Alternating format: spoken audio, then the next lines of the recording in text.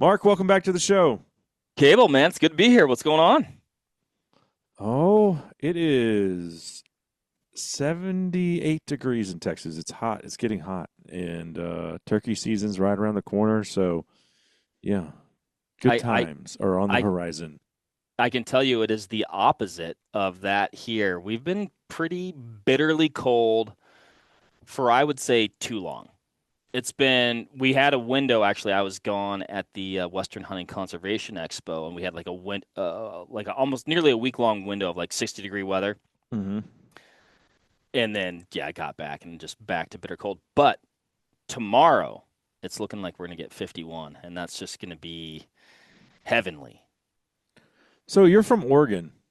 Washington. Why do I always get those mixed up? I mean, that's You're pretty from one of much those liberal states out it's there in the Pacific Northwest, whatever. It doesn't, yeah. but you guys got like it's more rainy out there. Does it get that cold up there? It's like it does in Wisconsin? It doesn't get that cold. Now, I was from the west side of the Cascades, so yeah, very wet, very rainy.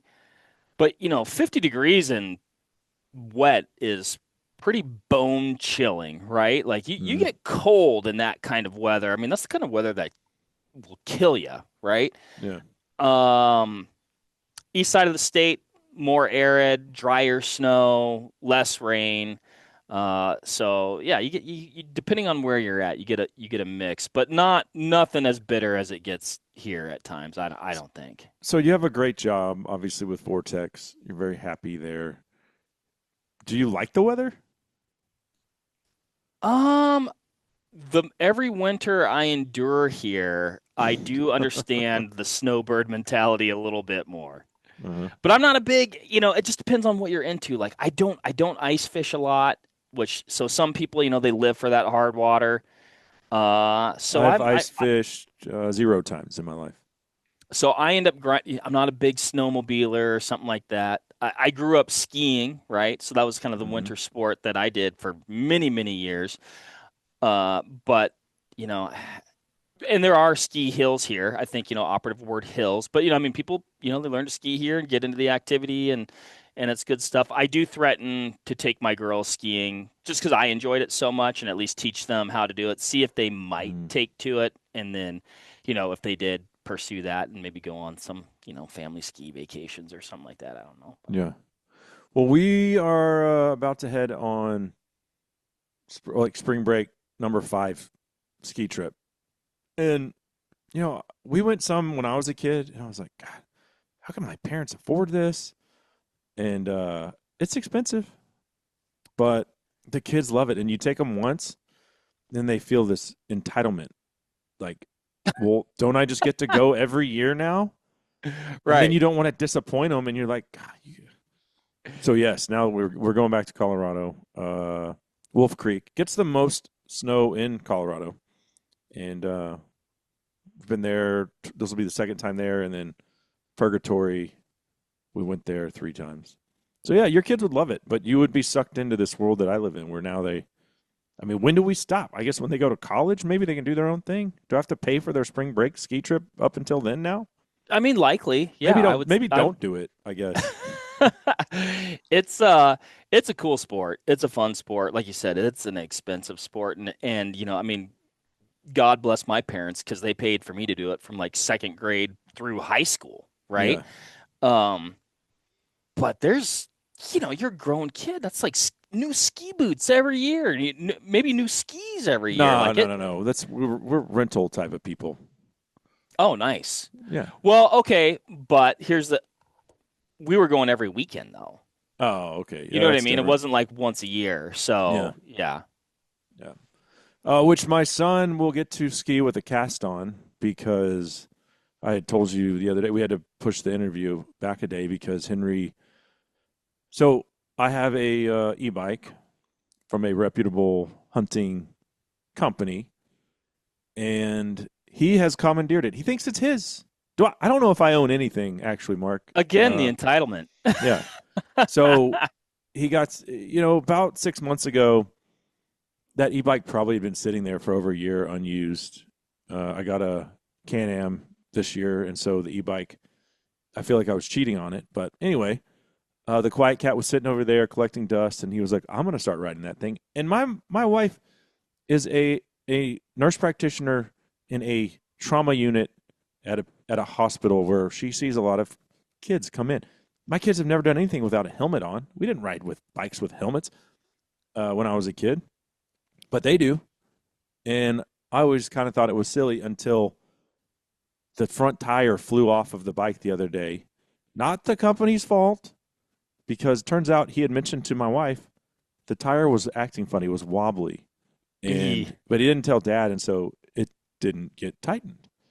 And he probably rides it like a bat out of hell, and I can imagine he does things that I don't do on it, like jump it and stuff like that, Naturally. a 13-year-old boy.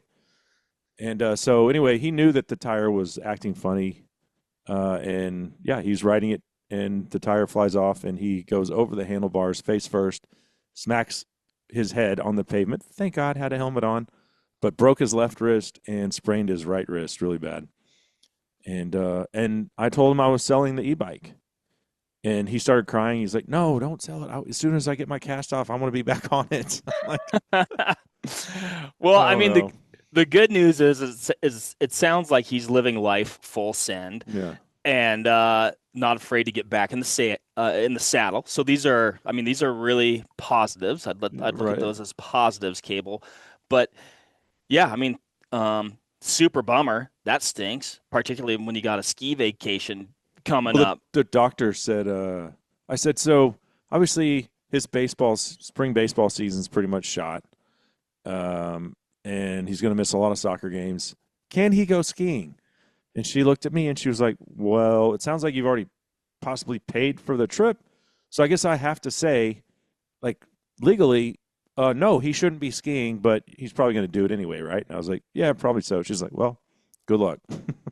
So, Be safe out there. mhm. But yeah, going back to the helmet thing, like, yeah, I grew up, whatever, riding your bike, skateboarding, skiing, right? Going Mach 3 down the hill, jumps, cliffs, moguls, whatever. Like, towards the end, like, and I'm dating myself now, but like, you'd see the occasional helmet and you'd be like, oh, what's that person doing? Right. Like, and now I'm like, no, that's a really good idea. And it's commonplace now, which is Mm. good. Like, use your head, protect it, right? You're gonna need that later. I mean, I had a few spills where, dude, guaranteed concussions. You like at the time I didn't Mhm. know they were concussions, but you're like, oh yeah, when I completely yard sail myself going Mach 3 down a hill because I hit where I'll just tell you the story. I was going down a blue groomed run, right? So you can go super fast, Yeah. super parallel, just bombing Those are straight the down. best runs. Boots are clattering together, following my buddy. Well, I didn't see where a cat had gone through and made like a little like vertical edge. My ski tips hit that thing. My bindings break loose as they should immediately. I just remember the sensation of like my feet like whipping over my head. Just you think of the momentum of like a ski Oh, yeah. boot. And I I open my eyes. Now I look back, I'm like, oh, I was totally knocked out. Like I Right. remember opening my eyes and standing up. I look up the hill. There's a guy. He is screaming. He is screaming for ski patrol to come help me. Like he is in a panic. And I'm like, hey, I think I'm all right. Anyway, I don't think I was all right. Like I went back Right. in those days, like nothing keeps you back. You're like, dude, like just like your son, I'm getting back in the Mhm. saddle. I'm going up on the hill. I went in for lunch. I was like, oh man, I'm super nauseous. I don't feel good.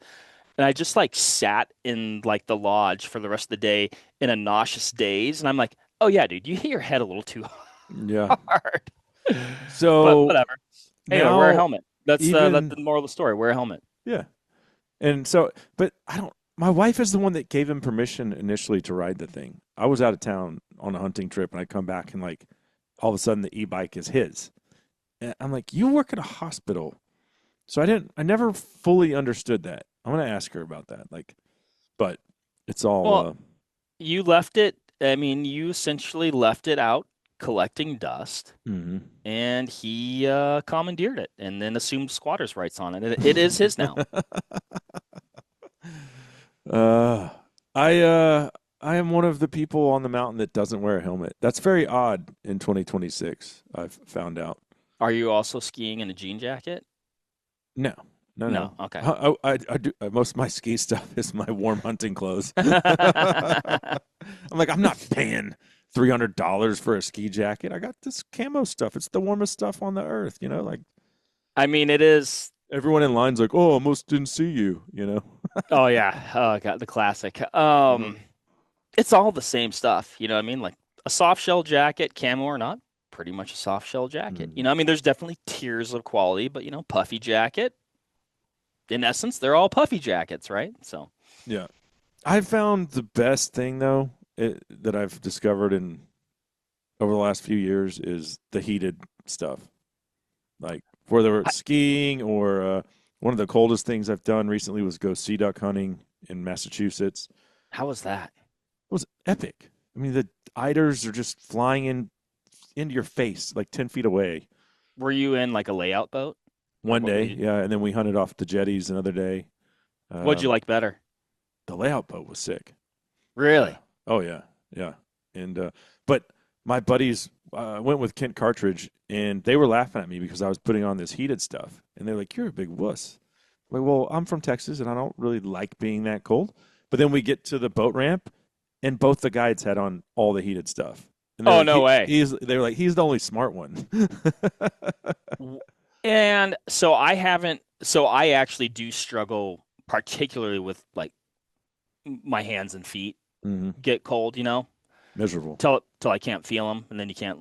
Whatever. Maybe you're fishing, you can't tie a knot, or you need to adjust your scope, or whatever you need to do. Fingers are generally pretty darn useful. Hmm. But I haven't tried any of like I've done your typical hand warmers and things like that. What are you finding that actually works, that lasts, that doesn't break, and like isn't super heavy? I don't know. Like, Yeah, I mean, I have you? just have long johns from. They're made by Muddy. It's called the Nucleus stuff. So I have long johns. I have the heated socks, and then like a couple pairs of heated gloves. And do they last? Like it gets you through If a you have it on day? high, they last like 2 to 3 hours. If you have it on low, it'll last 6 to 8 hours. But So probably low, as long as like you're kind of like you're never having to do that like that big recovery where you're like, I need to unthaw my hands. Like I bet if you leave it on yeah, low, does it stay like pretty good all the time? it's a game changer. Yeah, you need to get some, All especially if you right. don't like me. I hate like when I'm duck hunting. I hate when my feet get cold, like and I can't feel my toes. Right. Or when you're picking up decoys, that's also the worst, and your hands are freezing. Yeah, I have All not right. found the good pair of waterproof gloves that are like that you can pull the trigger in and pick up decoys in. Like you have to take them off to do one or the other. So Yeah. We had oh gosh, now I wrote the guy back. Super cool guy because we were talking about this on the Vortex Nation podcast, like cold weather gear and like, hands and feet getting cold. And I want to say he was, I hope I'm not getting this wrong, but he was into like I think like kind of like long distance cycling. hmm Or no, he was into oh, motorcycle hope stuff. he wears the helmet. I think he does. But he was saying, obviously hands exposed. And so he was talking about a couple different, I can't remember the exact options, but again, just kind of like battery operated, heated Yeah, garments but that are game changers. you can always carry an extra battery too. I mean, I've got a pile of them, so as long as Oh, those are charged up, just if it runs, say you're doing an all day sit in a tree stand. Yeah, just you've got an extra couple batteries in your pack and swap those out, and you're good to go. So interesting. Well, I highly maybe recommend it. this is the year I'm going to look into it. Yeah. Hopefully, Cable, like you mentioned earlier, spring is on the horizon and we won't have to worry about some of this stuff here pretty soon. So if Vortex wasn't based in Wisconsin, like what is your ideal weather? Where would you live? It's a good question. I love the Pacific Northwest. I do. Um, Depressing, rain, all that. Yeah, I get it. you get used to it. But maybe outside of hunting, like salmon, trout, steelhead fishing is what I would say I'm really into, both freshwater and saltwater. But I could sacrifice not being on the coast and traveling to do those things. So I'm thinking I don't want to put like a state on blast because they probably have way too many people moving there as I say this right now, but like maybe like in Idaho. I Hmm. think Idaho would be a good spot where I would like there's still tons of great outdoor opportunity. You can still get to the coast, but you're probably surrounded by more people that you probably fit in with, I guess, you know? Hmm. Well, my Uber driver would say differently about Boise because he said, "Man," because I was like, "Oh, this seems like a cool town." This is 5 or 6 years ago, and I'd never been there. And I actually went to a BHA rendezvous to kind of stick my toe in the water and see if I was, you know, see what these people were up to. And he was like, Boise used to be cool before all the Californians moved here, but that You was do his hear take. that. You do hear Yeah. that. You know, and I But feel like there's it's the I same mean, with Texas, and then Florida's got all the New Yorkers moving down there. Which, hey, they elected a socialist as their mayor, so I get it, But they were already moving anyway.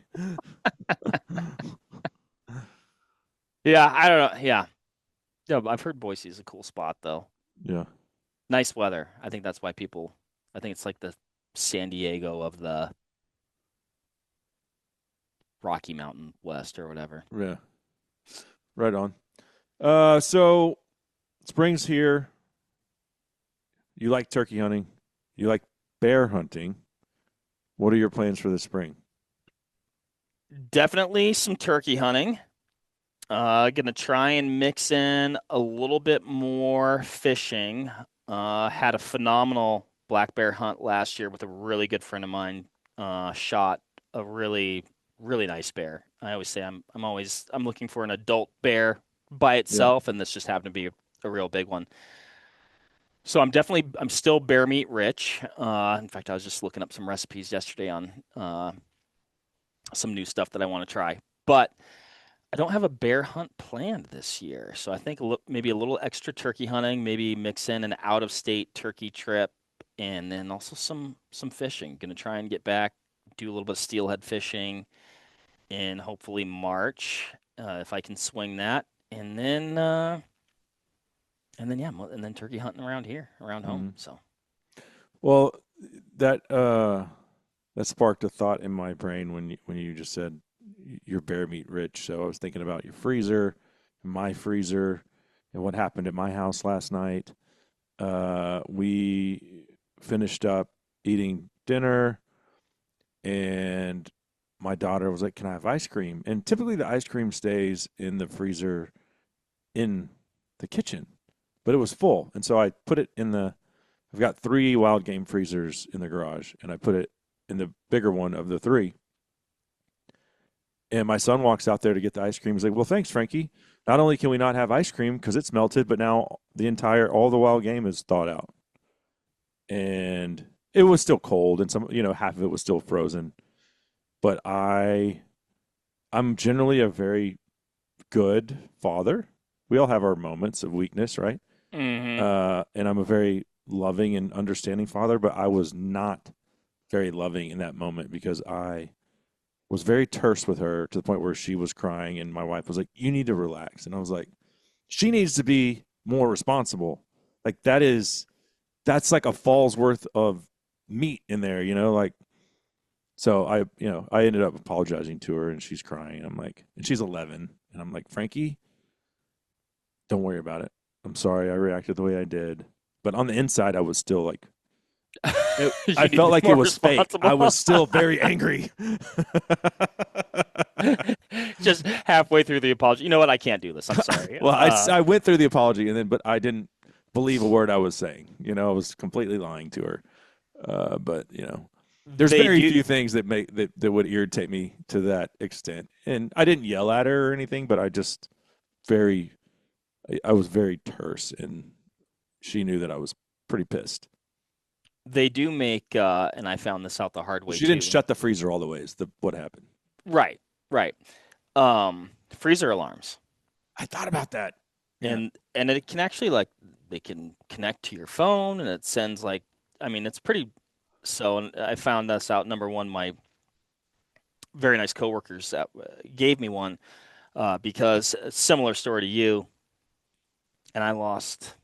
It was tragic, amongst other things, but like the good part of a moose, the only moose I've ever Mm, shot, and it was little. I attribute it to likely, little hands looking for popsicles, and we mm, went on a trip and came back, and mm. there's a lot of Blood. water all over the garage floor, water and blood, and you're Yeah. just like, wait, what happened here? In the This isn't, smell.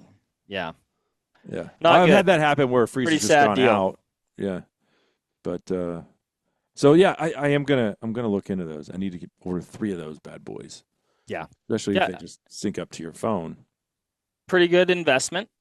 Might save an entire freezer full of wild game and some feelings at the end of the Hmm. day. Yeah. Well, it was all refrozen this morning, so it's water under the bridge. But they they get freezer burn faster once they've thawed out. It's like now I feel like I got to eat it real fast. Yeah. Yeah, I don't So like the up and down. You know what I mean? Like, right, consistency is key. Uh, so where are you going to turkey hunt? I know you've got stuff there close to. Actually, last time I was at Vortex HQ, we have all the spotting scopes on the balcony. It's a beautiful property, and I was just looking at turkeys on the wood line there. So I know you've yeah. got opportunity close to home. So yeah, gonna Kentucky. Hmm. So I think that's what I'll kick off my season with, and then hopefully followed by Wisconsin. And then I'm flirting with the idea with going back home to Washington and hunting with my dad and my brother if I can fit it in. Um, so and then so I'll either go Kentucky, Wisconsin, and then probably just stay in Wisconsin, or I'll go Kentucky, Hmm. Washington, and then finish out in Wisconsin. But like I said, it's killing me that I don't have a bear hunt on the books, which I'm also flirting with the idea of doing like a last minute bear hunt too. But I think if I get that time, then I'll go fish. Right. So many decisions, Cable, and I know it's very complex, and I don't think anybody understands how much time and thought we put into this. for sure. So if I had to guess, I would say you are 3/4 of the way through your turkey slam. Yeah. Well, so I have, I guess, whatever, domestically here, shot Rios, Merriams, and Easterns, Hmm. but never an Osceola, which Well, if you find like 3 grand laying around, you can go do that. I just don't know how much it means to me. Like, it'd be kind of cool, like literal feather in your cap, a very cool thing to do. Okay, so I can't speak to it, but sometimes I do wonder, like outside of, I guess, quotation mark, collecting that Florida bird, as far as like fun hunting and where I like to hunt turkeys, would I actually enjoy that time doing something different? I don't know. I'm not a big snake guy either. I feel like there Yeah. might be some snakes. I don't know. Or Oh, gators. yeah. There'll be lots of snakes in Florida Yeah. for sure. I'm not scared of snakes. You know what I mean? I'm not the guy that needs to kill every snake I see. In fact, I like snakes. I used to catch them all the time as a kid. Venomous snakes, not super into. Yeah, I don't think I've ever killed a non-venomous snake. I don't see a reason to do that. Yeah, I never have either. Uh, Pretty much every time I see a rattlesnake, it gets 12 gauge treatment.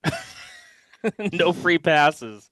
Well, and most of them that I've killed have been around my trailer at deer camp. So those I think especially aren't getting a free pass. If I see them like on the other side of the ranch, depends on my mood, but they're also, I've eaten them. They're not bad. I don't think I've ever eaten them, but I same as you. Like it depends where, if they're on the main trail that you, your family, and your pets are on That's when you often. floor it and Yeah. just squish. So it's contextual. Yeah. But yeah, I think snakes are all in all good. I mean, I think we're somewhat programmed to be afraid of them. Well, it's in the Bible. Right.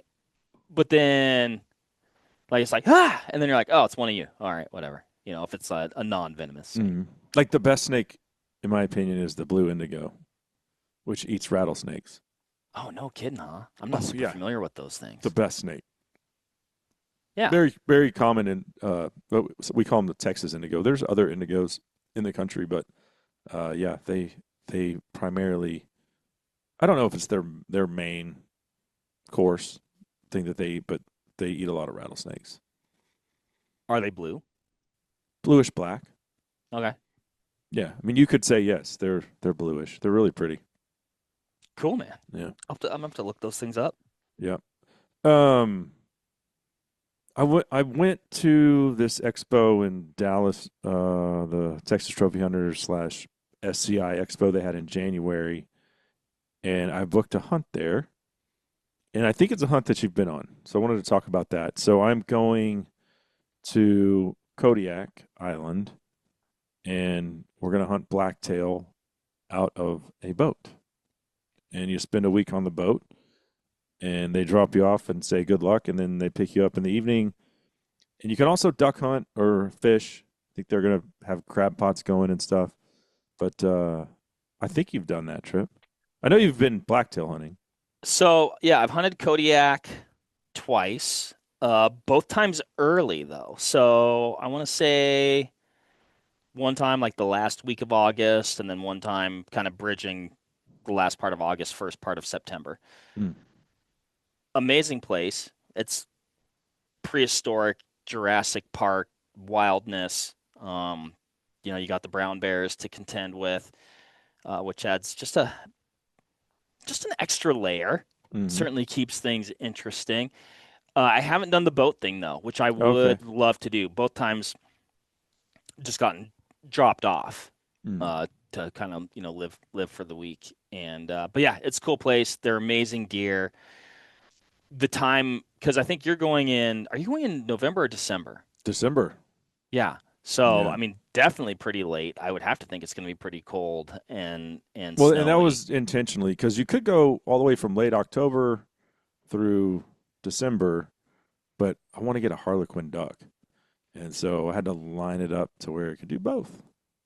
I mean, it makes sense. And once the deer, I mean, they're pretty all the time, but once they shed that summer coat, that red summer coat, and they just get that rich brown and that super dark forehead patch and the double throat patch, I don't think there's a prettier deer Mm. than a Sitka blacktail or even a Columbia blacktail. I think they're just super striking. And they're cool. They're living in cool places. They're neat deer. Man, I think you're gonna have a blast.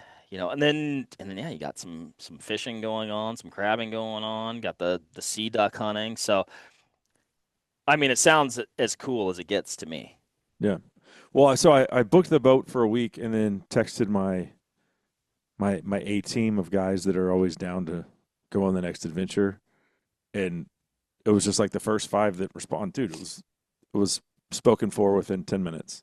So No that was, brainer. yeah, and it's not all hunting's expensive, but I think it was like right around $4,700 for the week per person. I mean, absolute bargain, in my opinion. I feel like it. Yeah. So When you look at what you're getting, if you were gonna, just fly like, oh, I want to go into on a fly-in Alaska hunt. In fact, I was talking about caribou hunting with a buddy of mine the other day, and we're kind of looking at some of the logistics, and just the little plane ride altogether was going to be $4,000 per person. oof, You know, yeah. that's not your travel to Alaska. That's not a hotel on the front or back, which you might have some of that stuff added on to that, but Yeah. you've got your accommodations taken care of, essentially, right, on the boat. You've got your food Food, taken yeah. care of on the boat. There's no There's upcharge if you want to go duck hunting or fishing. right. Yeah. Lots of experiences in there too. Yeah, you think about that. Like you're tripling up on experiences. Like you might just book a week of fishing, or you might just book a week of duck hunting. Man, you're on safari in Alaska. Right. Yeah. You might Well, shoot a and fox. so another group of guys that Vortex works with that I met at our ambassador summit a couple years ago, 2 summers ago. The Hushin guys have been with this group multiple times. Yeah. And once he told me that, I was like, oh, well, if they keep coming back, then that's a pretty good sales pitch in and of itself. Well, and the cool thing too is you can watch that stuff, right? Right. It's not like you're like, oh man, you're gonna love it. It's so cool and it sounds great. But they can say that and then you can watch and be like, oh yeah, that does look really cool. I should do that. Right. Did you carry bear spray or 10 millimeter? I carried spray. Well, the first time I went was with my brother, and so I think he had a 40 cal actually. No, he had his 44. I think he had a 44, and I had bear spray, and then we both had rifles. Mm-hmm. And then the last time I went, I had a 9, a Gen 3 Glock 9, and then my 301 meg that I had with me. But it was interesting. I don't know. I toil with cartridge selection for my bear protection. I'm not fully decided, I guess, but we did some interesting, like, mock bear skull gel-based test between 9 millimeter and 10 millimeter. We didn't have a 44 in play, but with buffalo bore, hard cast bullets, and the performance of the 9 was compelling enough that mostly I decided at the end of the day that I think overall I'll likely shoot my 9 better than a 10. Mm-hmm. So I'll go with the 9. But then my brain looks at the numbers and I go, no, I think I should definitely have a 10. Well, I mean, that's what they recommended. But I have my 10 is so heavy that it doesn't recoil much. Which one do you have? I have a STI Perfect 10. Okay. They don't make him anymore. But it's a 1911. It's a pretty sweet rig. I shot a black buck with it. It was pretty cool. Nice. Mm-hmm. What range? I mean, I probably could reach out and touch it. Oh, no kidding. No, not really. But I built this. I was hunting a high fence ranch, my buddy's ranch in the Texas Hill Country, and I pretty much just got tired of sitting in a box blind and waiting for stuff to come to the feeder. So he had this ranch for 10 years, and I would go there every summer, and he was very generous. He's like, yeah, just hunt whatever you want, axis deer or black buck or aoudad. And so then I was like, I'm only going to do spot and stock, which, turns the game completely upside down. And then I was like, and this time I'm only going to hunt with a pistol. But I knew, so I didn't spot and stock. I built a blind. I built a blind out of cedars, cut a bunch of cedar boughs, built a blind. This old black buck was coming to this feeder. I was like, they're not stupid. If they smell me, it's over. So there's some tactics in play here as opposed to sitting in a blind 150 yards away. And sitting there waiting, got my 10 millimeter on a tripod, and I hear something behind me, and I turn around, and that black buck's standing there looking at me. No way. So I just spun around as fast as I could, and it got super western. I'm like, duck, duck, duck, duck, duck. And I was like, I'm pretty sure I hit him, but I mean, the funny thing was he didn't bleed. I found him. He ran 40 yards. Yeah. Complete pass through with a 200 grain. I forget what round that was. I think it was double tap. But yeah, I mean, it put him down pretty quick. So I have shot something with it, but yeah, I think it would stop a bear. I mean, hopefully at least it makes them think twice, change direction, startles them to some degree. I don't know. Get them to change their mind, right? No, you've lost a deer to a bear, and one thing he did tell me when I was talking to the outfitter, he was like, if the bear wants your deer, legally it's his deer, so you just walk away. Yeah. You can try to scare him off, but you can't kill him. Right. And But I thought it was a black bear that got your buck one time. Yeah, I mean, he got it. Yeah, it was a black bear, and it was hung in game bags off like a kind of like a cliff face, like a giant Uh-huh. rock face, but it also had it wasn't, hundreds of feet, right? Like I bet it was, I don't know, 30, 40 feet, whatever it was. But I think they actually grabbed the string or the paracord and like pulled it up from Mm. the and so yeah, it was completely broke down, and they just got it and ate it. And when I went back to get it, it was not there anymore. Did you get the rack? Everything was gone. Oh wow. I didn't even find a piece of a game bag. To add insult to injury, I did find a fresh pile of bear scat close to our camp with like a bunch of like, it was an early hunt, so it was like that summer red, you know. Yeah. That was a blacktail hunt on Prince of Wales that a buddy and I we flew into this remote lake, and it was a wild hunt. We saw way more bears than we did deer. Mm. Um, but yeah, man, the head was gone. The game bags, like and I looked for it. I was like, well, we'll find it like scattered about or stashed, and man, just like Mm. for probably like 3 hours, looked for it, and then finally we're like, dude, this is a fruitless effort. We covered a ton of ground looking for it, and then we finally packed up camp, and then we had to hike back down to the lake to meet the airplane, which we were already a day late for because we had a bunch of weather move in, and just like the plane wasn't going to get in. So, Mm. Yeah. but Well, that is the deal. If they want it, it's theirs. yeah, I mean, and you do hear, people say,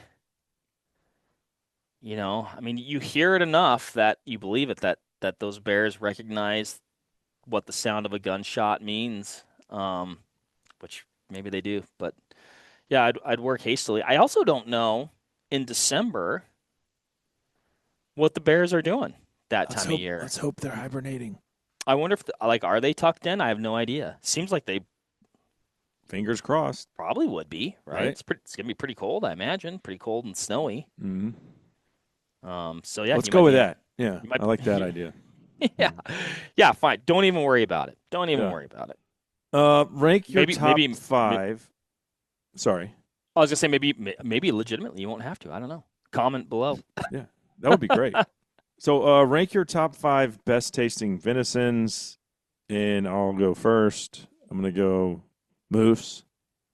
I'm gonna go axis deer, then elk. Then I'm gonna throw nilgai in there, and of course, two of those are exotics, but they've been adopted by the state of Texas, right? And then the last one, this is one that some people are like, what? And I'm gonna say antelope. Now, I've never shot an antelope, a pronghorn, out west. I've only shot them in Texas, and they were eating agriculture. So I can't say like if you some guys are like, oh, antelope's disgusting, and you have to get it cooled down so quick, and this, that, and the other. And I probably, if they were eating a bunch of sage, living in that type of environment, maybe they wouldn't be as good. But man, I thought the ones I've shot have been phenomenal. Man, I've killed a handful of them, not a ton. But all in, I guess, all Wyoming, right? So kind of sagey. None of them were over egg or anything like that. Yeah, they're way up there on my list. I do agree. I think you got to get the hide off, get them cooled off quick. But if you do that, I think you are literally setting the table for some of the best game meat out there. But if I was gonna, I've never had a nil guy. What was so I'll say my list is gonna be pretty similar to yours. I'm gonna go moose, moose and axis deer are pretty tight. Mm-hmm. Man, I really like all these. This is hard to actually grade them because they're all so good. But I mean, I'm I'll gonna tell you the go. one that I don't.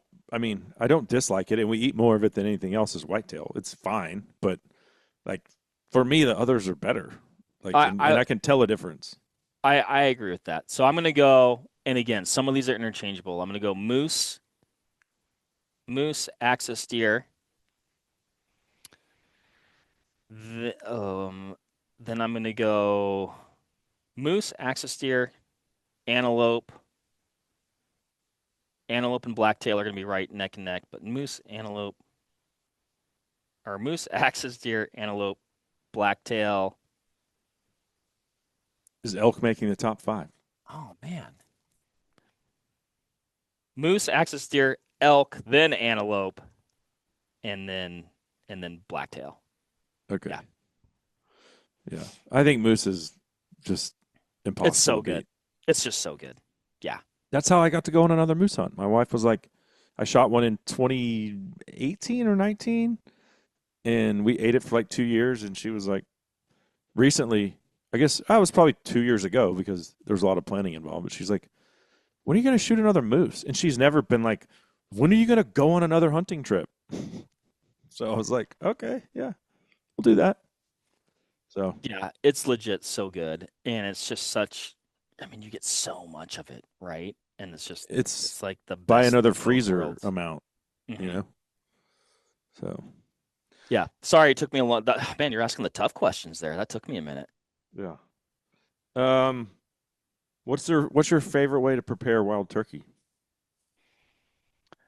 I'd say most often the breasts get turned into turkey nuggets, but Yeah. I think more of a turkey schnitzel is probably my number one for the breast, like a schnitzel or even like more. Um, but that's what I do with the breast. But probably my favorite thing to do with wild turkey is turn the legs and thighs into street tacos. Okay. That's probably like that's my number one thing. Yeah, Yeah.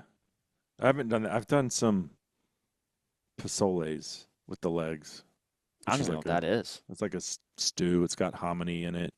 Okay, Yeah, and it turns out pretty good. But but the turkey legs. legs are, yeah, they're tough. But if you braise them or you just slow cook them in a crock pot, phenomenal flavor. Yeah, they boy, that's something that does not get enough credit. And like you said, yeah, I think the flavor is better, and you get a deceiving amount of meat off it.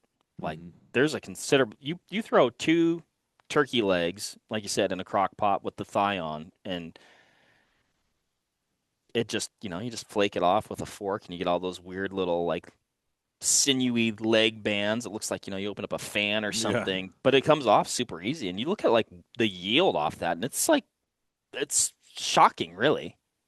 Well, and it's also criminal because I've hunted turkeys with a lot of folks. Some of a lot of those people, it was just me getting access, and then they're kind of showing me around, and maybe they met me back at camp, and they look at you like you're keeping the legs. It's like I've never seen anybody keep the legs, much less the heart and liver and gizzard. Um, which that's probably my favorite thing to do. So keep the legs is the message there, because they're phenomenal, lots of flavor. But my buddy and we started going on these turkey hunts down around the King Ranch 5 or 6 years ago. We would keep all the innards and put them all in a skillet with some green onion green bell peppers and some onion, and we just called it nasty bit tacos. And you throw it all in there. And do you want to talk about uh, flavor explosion? And I'll be honest, I'm not a big gizzard guy. I find it just too chewy for me. Yeah, But the heart and liver, it's good stuff.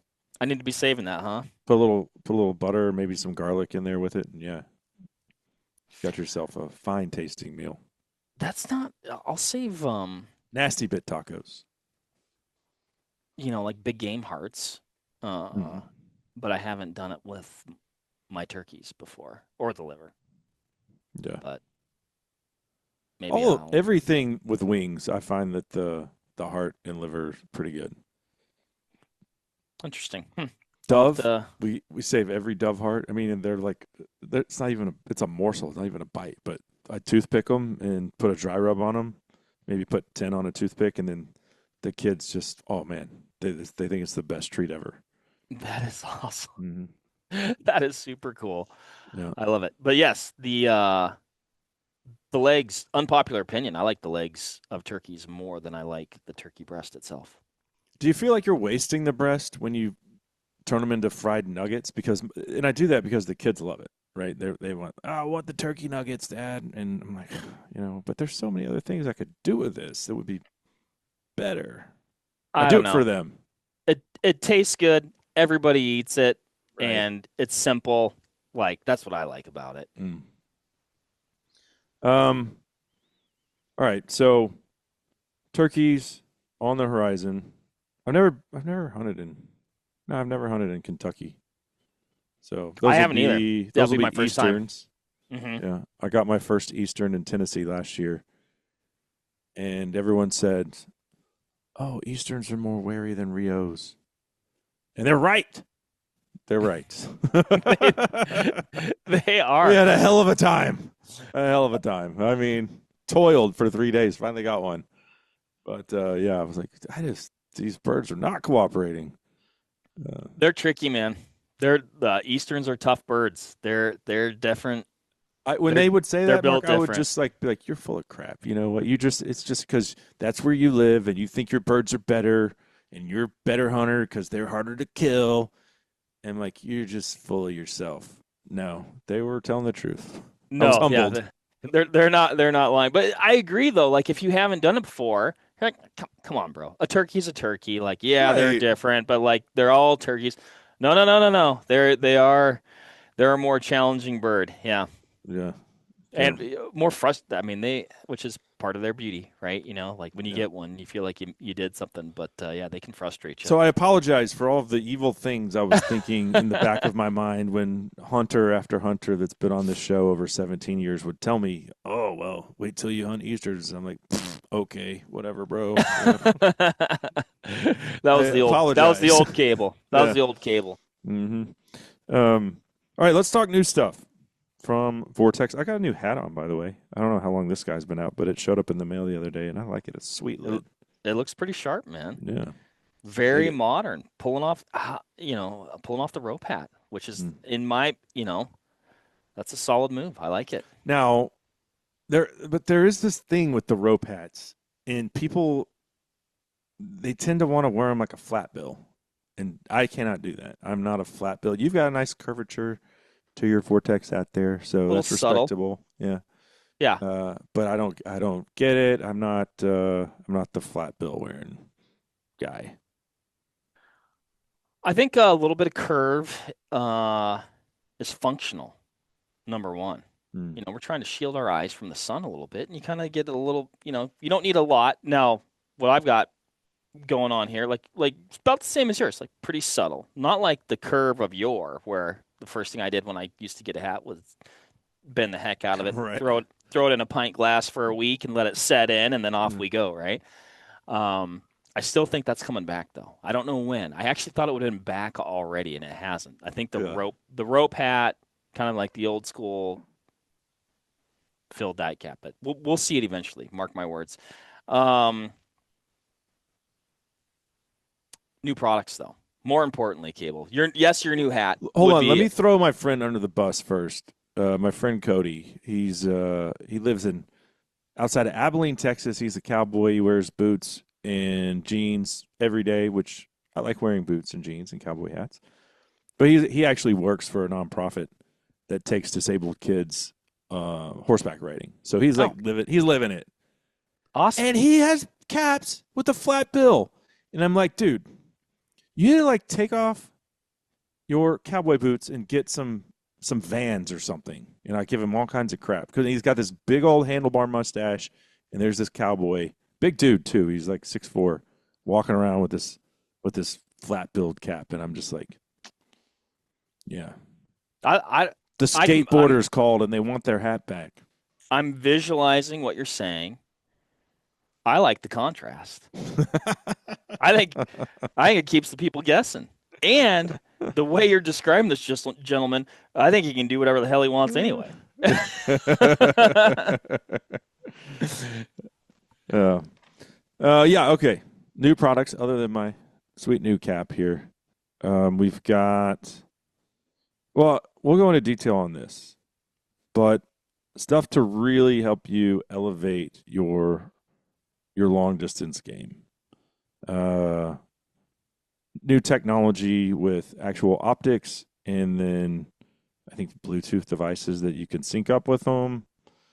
And then I got my hands on a pair of new binos that I was playing. I was actually playing golf with my friend Jeff Barstead, and we our PHs from South Africa were here for basically doing the trade show circuit for the last month.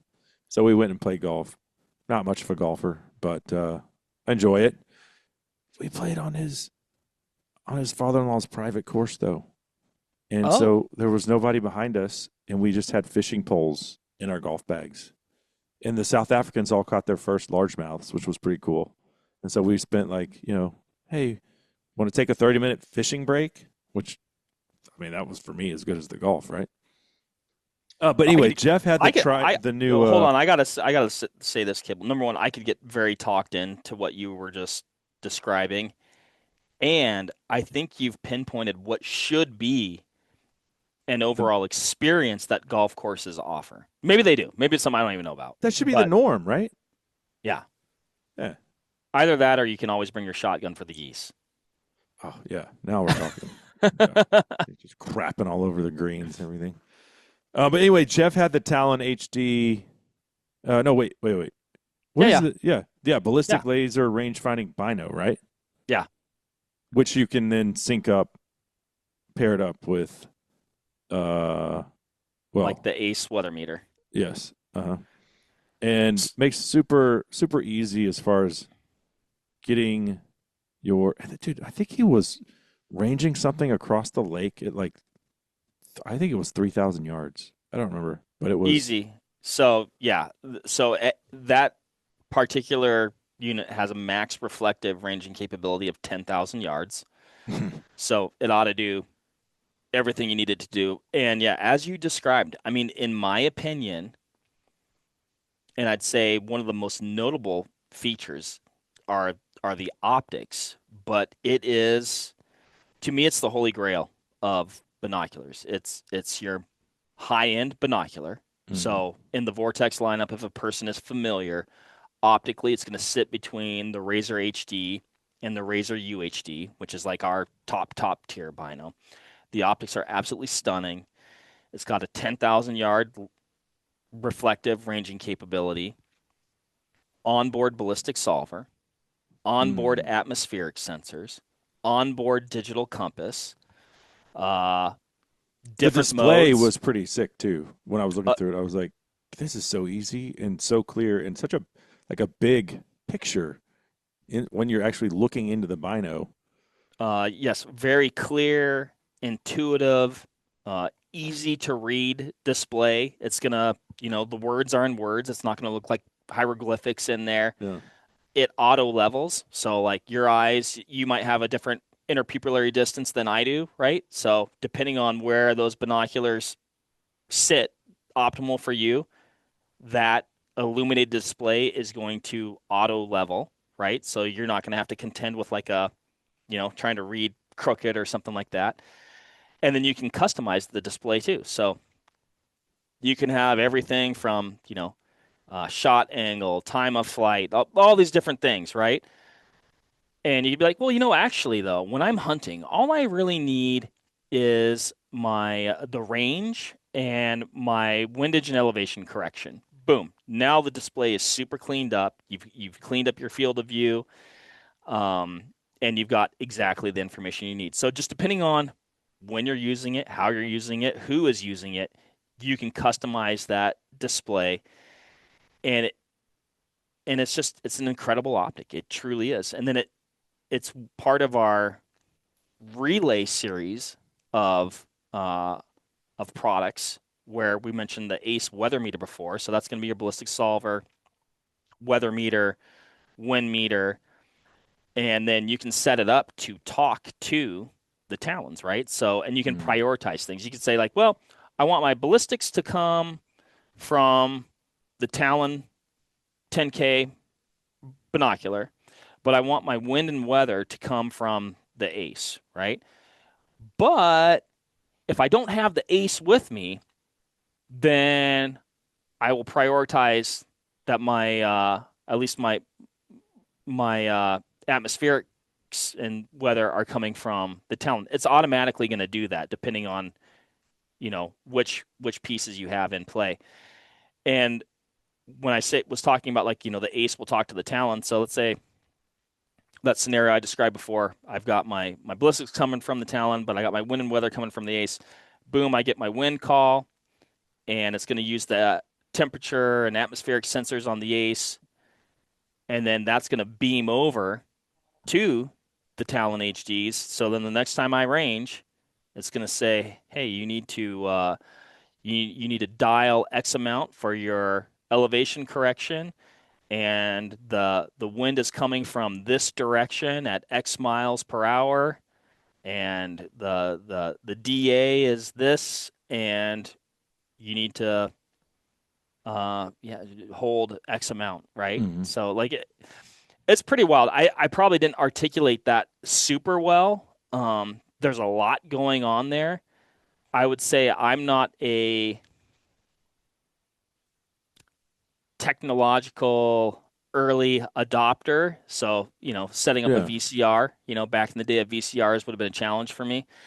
Uh, and this is like super simple. Like I was doing some stuff with them yesterday. Actually, I'm going to take them out tomorrow. Do a little bit of squirrel hunting actually with it. Nice.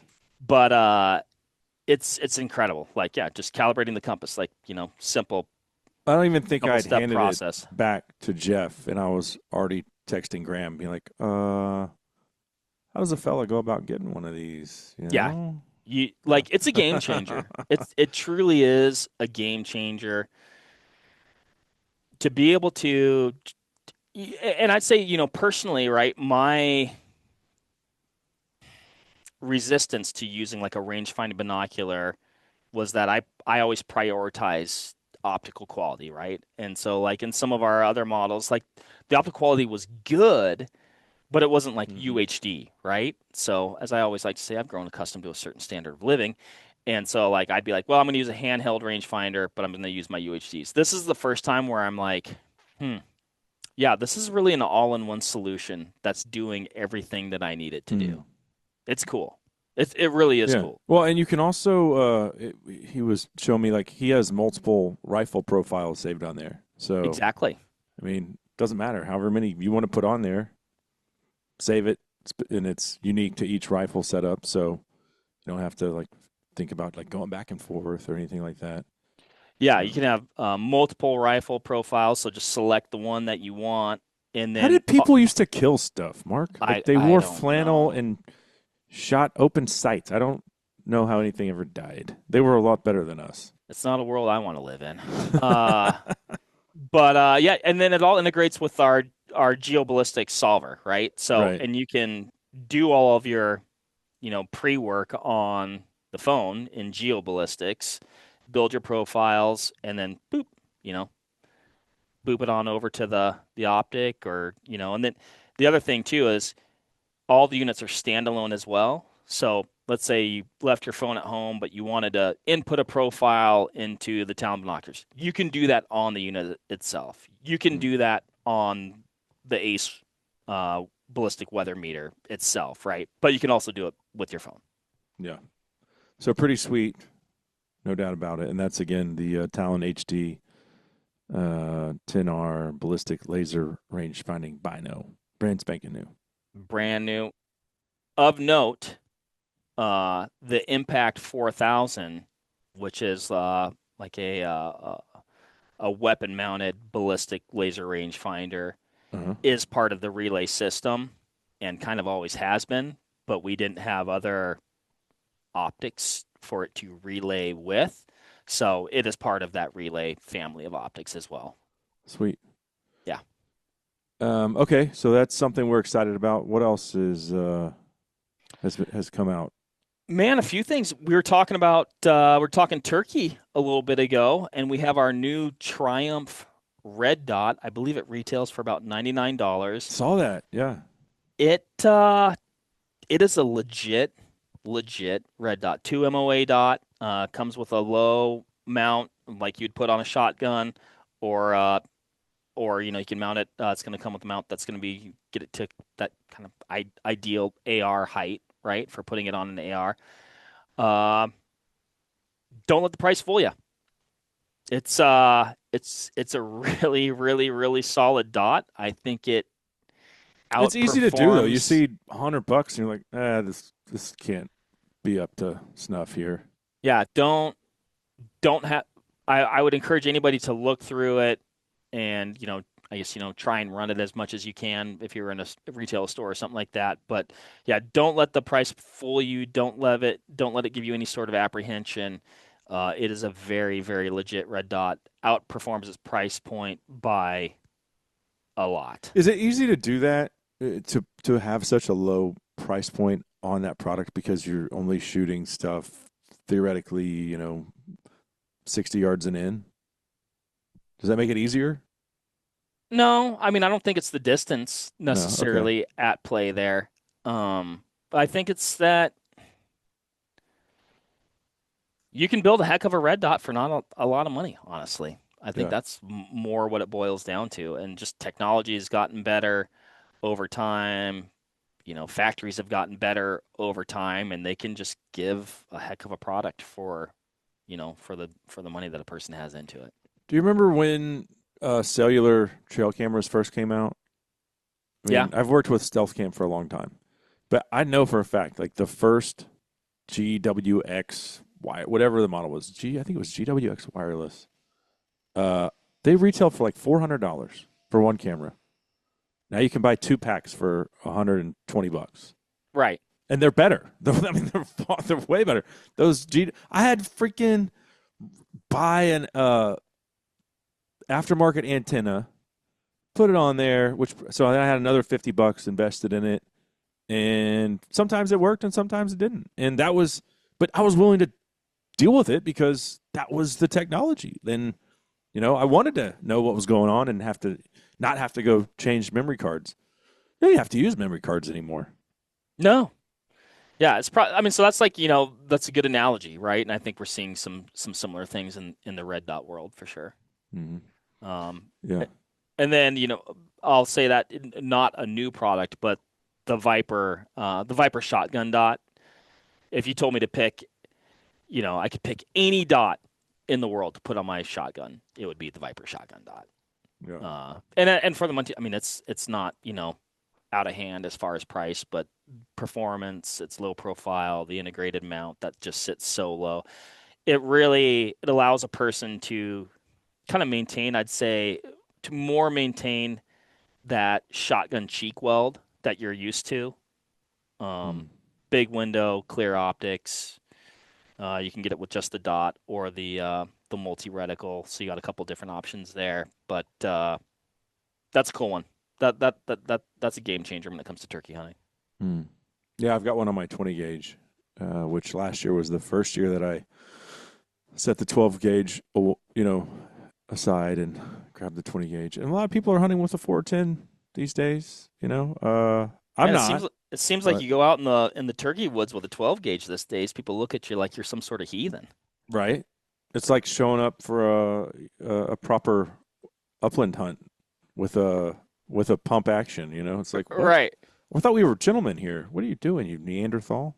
Yeah. Which I say that I'm still rocking the 12 gauge, so I'm Mm. not throwing shade at anybody there. No. I have had shade thrown at me though. Well, I'll tell you this. I have so much 12 gauge turkey loads in the garage that I'm gonna have to shoot them. Like, Right. so yeah, I've not abandoned by any stretch of imagination the trusty old 12 gauge. But last year I did put the Viper red dot on my 20, and it was nice, a little less recoil Yeah, when that Eastern finally gave me the chance. it So, worked. oh yeah, yeah. Uh huh. Um, What yeah. else? Got a couple new additions to the Triumph binocular series. So we've had the Triumph 10 by 42, Uh which huh. retails again for $99.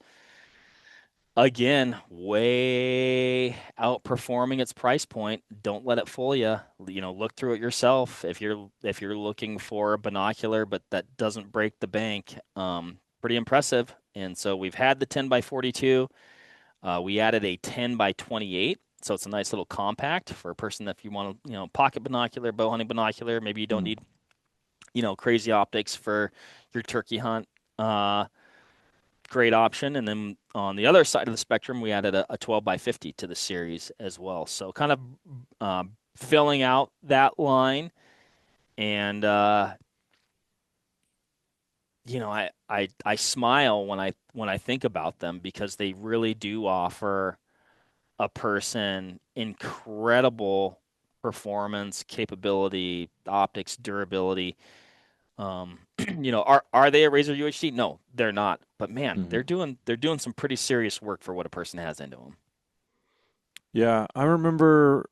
So at the time, this is probably 7, 8 years ago, but Vortex didn't have any youth-specific binos, and Sure. so I purchased some off of Amazon.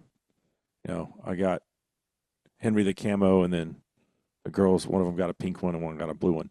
Dude, those things were like $70, and they sucked. You know, but they couldn't use a normal sized bino, and now we have actual good optics for under $100.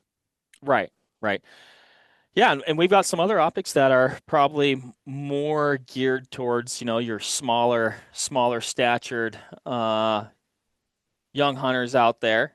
Um, Yeah, we so have yeah, youth specific models now. yeah.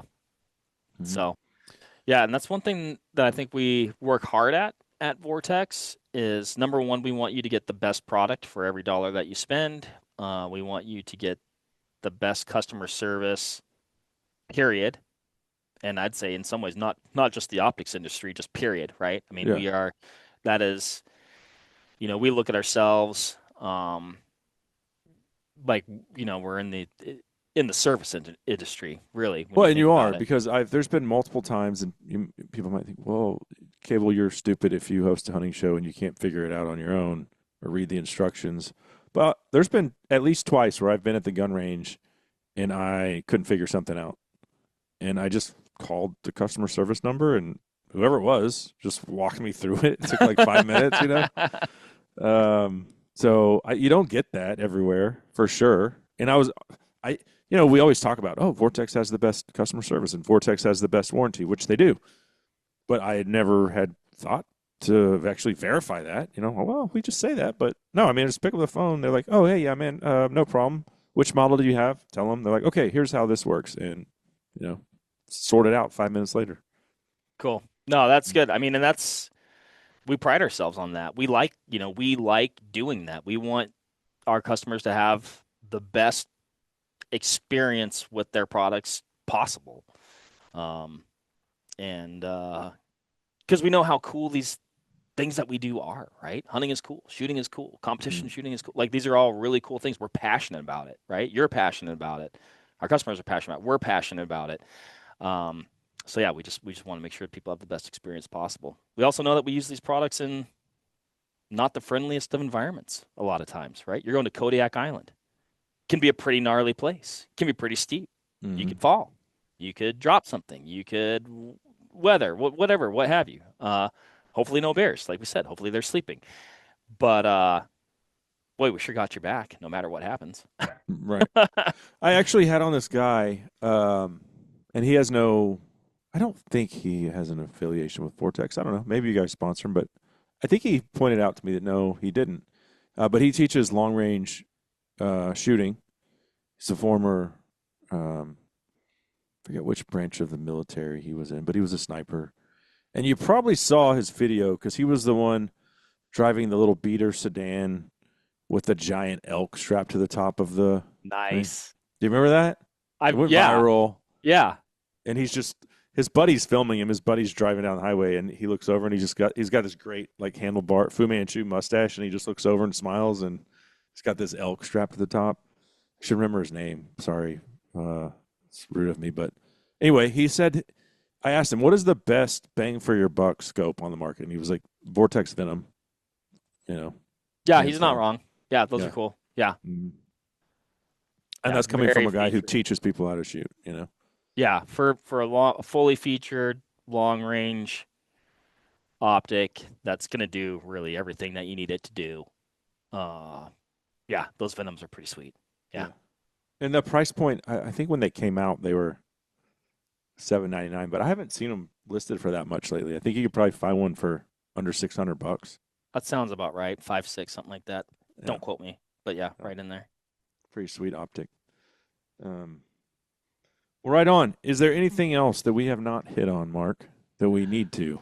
Oh my gosh. This is for the people. I'll tell you Probably, what I like. probably. I like so I think it's one series above the Triumph, the Crossfire HD binos. Mm-hmm.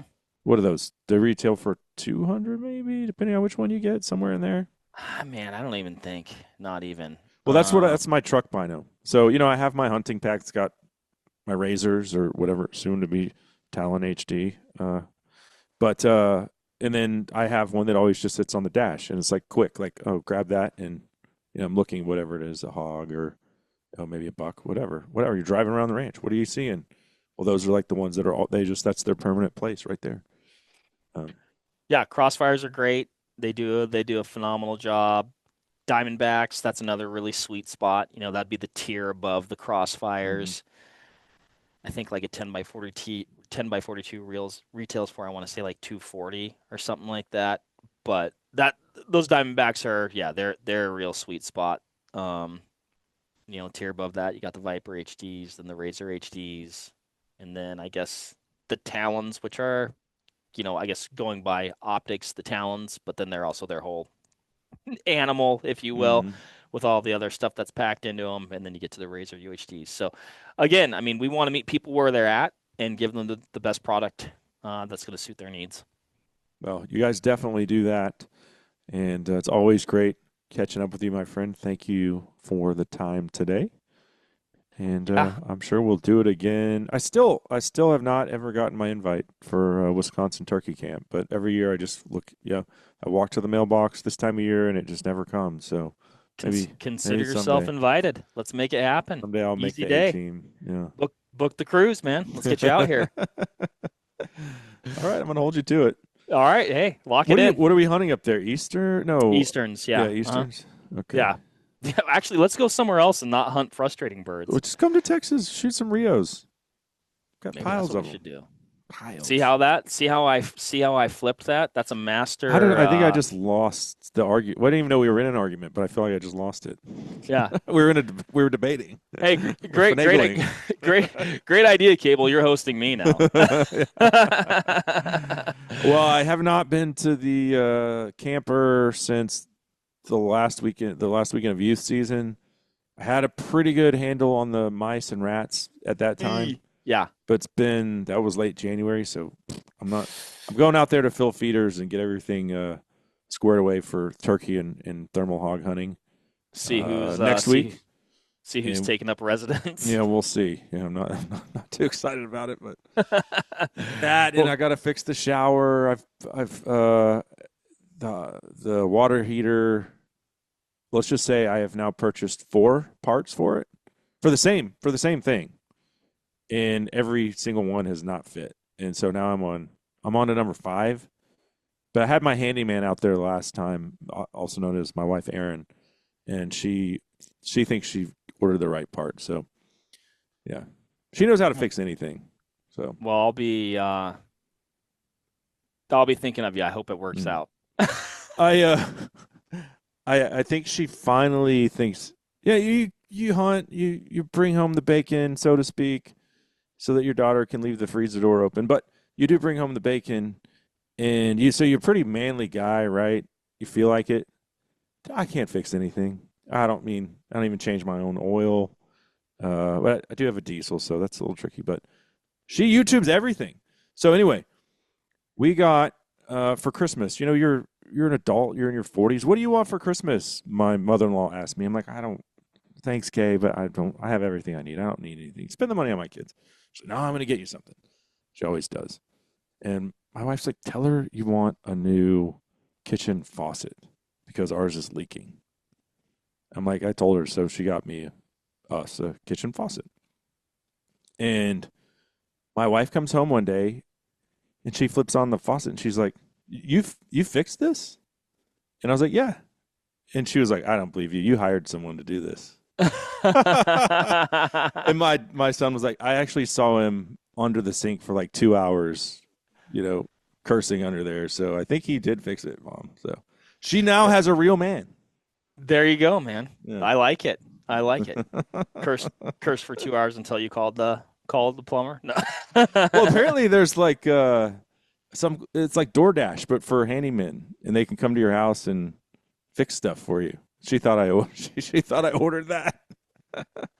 Yeah, and bring some cheeseburgers too. I'm a big boy now, baby. Yeah, I can do cool. stuff.